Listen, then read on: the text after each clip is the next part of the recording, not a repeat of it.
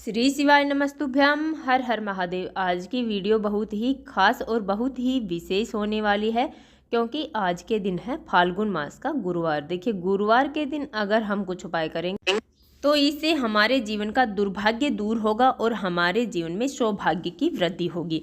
देखिए, गुरुवार का दिन विशेषकर गुरु ग्रह को मजबूत करने के लिए होता है। देखिए, अगर आपका गुरु ग्रह मजबूत होगा तो आपको नौकरी मिलेगी और आपके व्यापार में वृद्धि होगी। और देखिए, आपके घर से ग्रह कलेश हमेशा के लिए समाप्त हो जाएगा। तो देखिए, अगर आपको नौकरी नहीं मिल रही है, आपका व्यापार नहीं चल रहा है, आपके घर में ग्रह कलेश बहुत ज़्यादा हो रहा है, बच्चे बात बात पर झगड़ रहे हैं, बच्चे आपकी बात नहीं मानते हों, तो आप गुरुवार के दिन ये उपाय जरूर करें, जिससे आपके जीवन से सभी दुर्भाग्य समाप्त हो जाएगा। हम अपनी वीडियो में आपको 3 महा उपाय बताएंगे। जो भी आपको अच्छा लगे, जो भी आपको सरल लगे, वो आप आज के दिन कर सकते हैं। पूज्य गुरु जी की कथा सुनकर समझकर समझाने का पूरा प्रयास करूंगी, इसलिए वीडियो को अंत तक जरूर देखना। और अगर आप भगवान शिव के अनंत भक्त हैं और उनकी कृपा पाना चाहते हैं तो चैनल को सब्सक्राइब जरूर करना। चलिए चलते हम पहले उपाय की ओर। पहला जो उपाय है बहुत ही खास उपाय है। इस उपाय के लिए हमें करना क्या है, हमें लेना है 1 लोटा जल। लोटा है वो हम तांबे का लेंगे, उसमें शुद्ध जल हम भर लेंगे। उसके साथ ही हमें लेनी है थोड़ी सी हल्दी। देखिए, हल्दी है वो सबके घरों में आसानी से मिल जाएगी। अगर आपके पास से पिसी हुई हल्दी है तो आप वो उपयोग में ले सकते हैं, अन्यथा आपके पास बिना पिसी हुई हल्दी है तो आप उसे पीस कर उपयोग में ले सकते हैं। उसके साथ ही हमें लेना है 1 दीपक। दीपक आप मिट्टी का भी ले सकते हैं या फिर आप आटे का दीपक यहाँ पर बना सकते हैं। देखिए, आटा मढ़ते समय हमें इस बात का ध्यान रखना है कि हमें उसमें नमक नहीं डालना है और हमें बत्ती उसमें लंबी बत्ती का हमें प्रयोग करना है। तो देखिए, इस प्रकार हमें यह उपाय कर लिया। इसके बाद में हमें करना क्या, हमारे घर में जो भी रुद्राक्ष पड़ा हुआ है, देखिए चाहे वो 5 मुखी रुद्राक्ष हो या फिर 7 मुखी रुद्राक्ष हो, कितने भी मुखी आपके पास रुद्राक्ष पड़ा हुआ है तो उस रुद्राक्ष को हमें लेना है और उसे हमें 1 लोटे जल में डाल देना है। देखिए, यह मायने नहीं रखता कि रुद्राक्ष कितने मुख वाला है, हमें इसे 1 लोटे जल में डाल देना है। उसके बाद में हमें 21 मिनट तक, कम से कम 21 मिनट या फिर आधा घंटा तक हमें उस लोटे के अंदर उस रुद्राक्ष को छोड़ देना है और लोटे को हमें ढककर रख देना है। उसके बाद में हमें उस रुद्राक्ष को निकालना है और उसे हमें आपके पूजा घर में या फिर आप जहाँ से भी इस रुद्राक्ष को लेकर आए हैं वहाँ पर हमें रख देना है। देखिए, उसके बाद में हमें यह सब सामग्री लेने के बाद में हमें सबसे पहले जाना है बेलपत्र के वृक्ष के पास। आपके आसपास कहीं भी बेलपत्र का पेड़ है तो हमें वहाँ पर चले जाना है। देखिए, वहाँ पर जाकर सबसे पहले हमें हमारे पास जो हल्दी है उस हल्दी को थोड़ा सा गीला कर लेना है और बेलपत्र की जड़ के पास जो मिट्टी होती है वहाँ पर हमें स्वास्तिक का निर्माण कर देना है अपने सीधे हाथ से। देखिए, उसके बाद में हमें वह 1 दीपक उस स्वास्तिक के ऊपर ही जला देना है।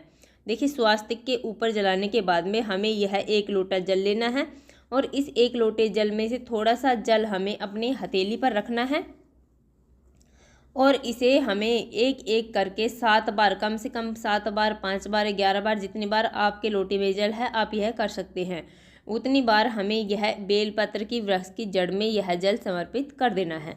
देखिए, ये हो गया हमारा पहला महा उपाय। देखिए, हमें अपनी मनोकामना वहाँ पर अवश्य बोल देनी है। तो देखिए, इस प्रकार हमें यह बहुत ही प्यारा, बहुत ही सुंदर सा उपाय आज के दिन कर लेना है। देखिए, अब चलिए चलते हैं हम दूसरे उपाय की ओर। दूसरा जो उपाय है वह चने की दाल वाला उपाय है।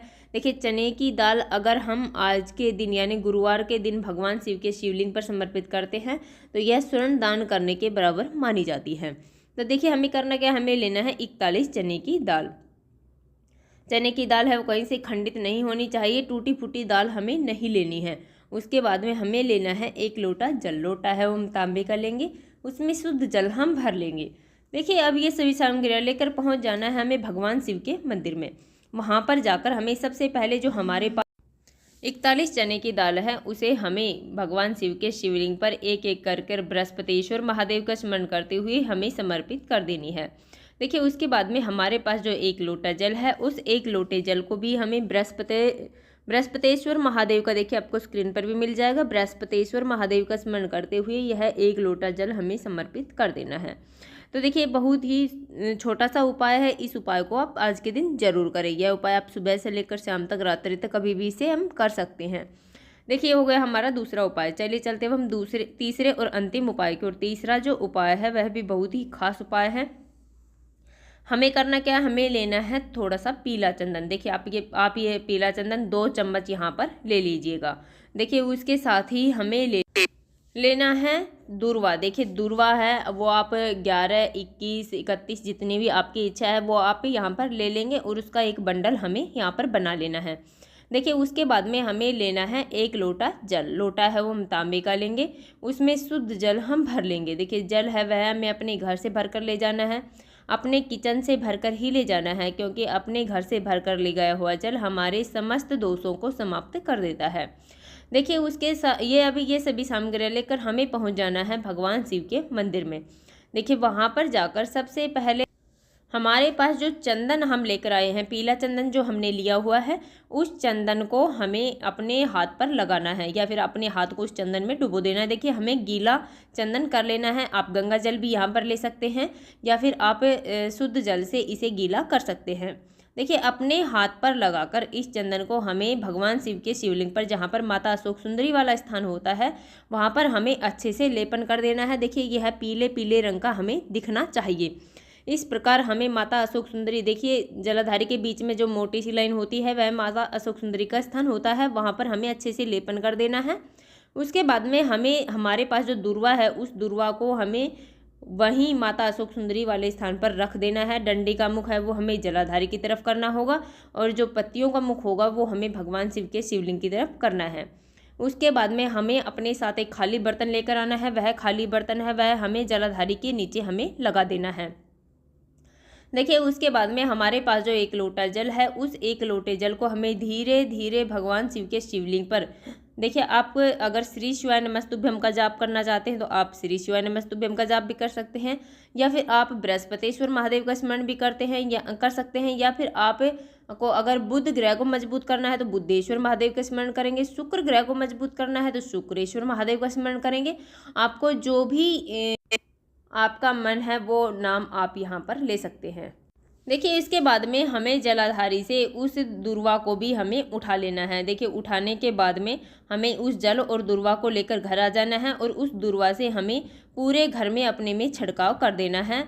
और अगर कोई व्यक्ति चिड़चिड़ ज़्यादा करता है तो उस पर भी हमें इसका छिड़काव कर देना है। हमें अपवित्र जगहों पर इसका छिड़काव नहीं करना है। तो इस प्रकार हमें यह बहुत ही प्यारा, बहुत ही सुंदर सा उपाय यहाँ पर कर लेना है। देखिए अब यह दुर्वा हमारे पास है। छिड़काव करने के बाद में इस दुर्वा को हमें किसी भी देव वृक्ष के नीचे हमें रखकर आ जाना है। तो देखिए बहुत ही प्यारा, बहुत ही सुंदर सा उपाय है। इस उपाय को आप गुरुवार के दिन जरूर करें। तो देखिए हमने 3 महा उपाय बताए हैं। जो भी आपको अच्छा लगे, जो भी आपको सरल लगे वो आप आज के दिन कर सकते हैं। तो देखिए हमने अपनी तरफ से समझाने की पूरी कोशिश की है। उम्मीद है आपको वीडियो समझ में आ गया होगा। अगर वीडियो अच्छी लगी तो लाइक करें, और अगर आप चैनल पर नए हैं और अभी तक आपने चैनल सब्सक्राइब नहीं किया है तो ऐसे छोटे छोटे उपायों को देखने के लिए प्लीज़ हमारे चैनल को सब्सक्राइब जरूर करें।